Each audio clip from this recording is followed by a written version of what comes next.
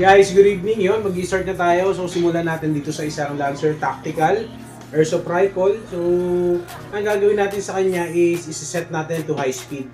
Kasi, naka-standard build lang naman to. High FPS lang. So, 18:1 yung ratio ng gear, tsaka torque motor. So, pakita natin yung rate of fire.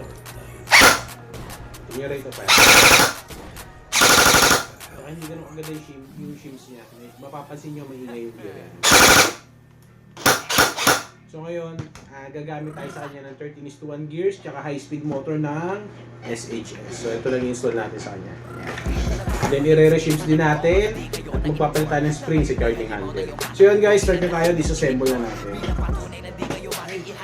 Yo! Kamusta lahat ng mapapaliin? Ngayon yung subukan man lait ulit. Ganyan lang talaga yung mga inggit. Galit na galit sila sa malulupit. Kaya pasensya pag may nahagip. Sarap pa sa piling, ano masakit. Ganyan talaga paglabot sa loob mong humanga. At pag takot mo bumili. Puta diba napakasaya. Ginigiit na wala akong talento. Pero isa ka sa pala. Sige-tigilan nakakaputak. Sa pandinig mo ay isalpak. At na mahina laman ng awitin hanggang sa ang utak mo'y mabakbak. Medyo masarap ba? Nakakatawa lang lahat mga talangka. Pare-pareho ng kinahiligan pero ba't naghihilahan pababa? Dahil hindi man tagal na kinayo ko na lahat ng hindi ko magawa. Parang hinamak nyo lamang ang karagatan. Ang na ibang ka na yata. So magpapalit tayo ng gears, magre-reshims tayo.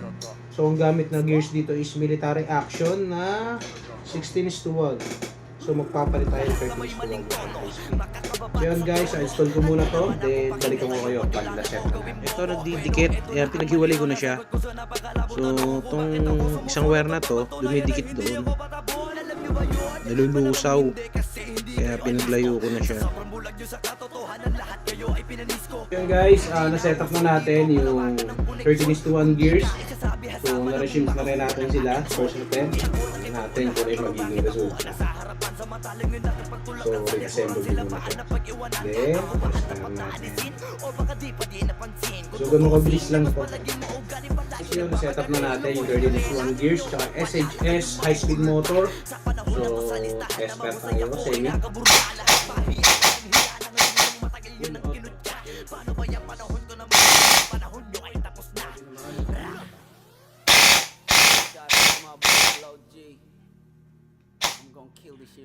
So, palit tayo ng spring kasi hindi naman yung spring na gagamitin. Try natin yung dating spring.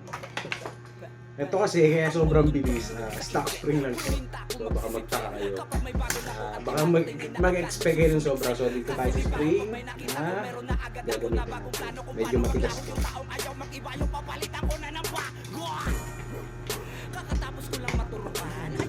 Press pa.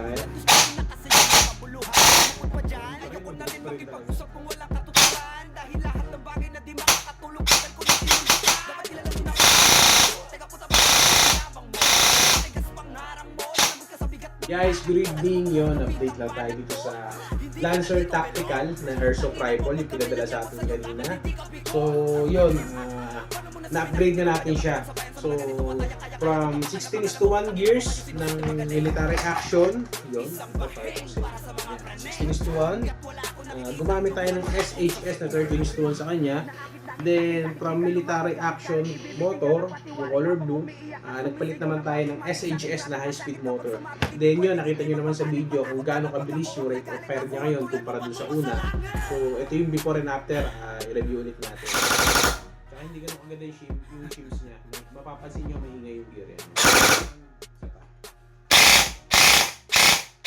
Ito, FPS check using .20 BBs, tapos stock barrel.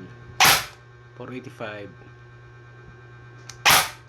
Try ko i-adjust yung hub. Pinalta natin sa kanya. So nagdagdag lang tayo ng delayer para sa gears. Then nag-reshims tayo para mas smooth yung takbo ng gears.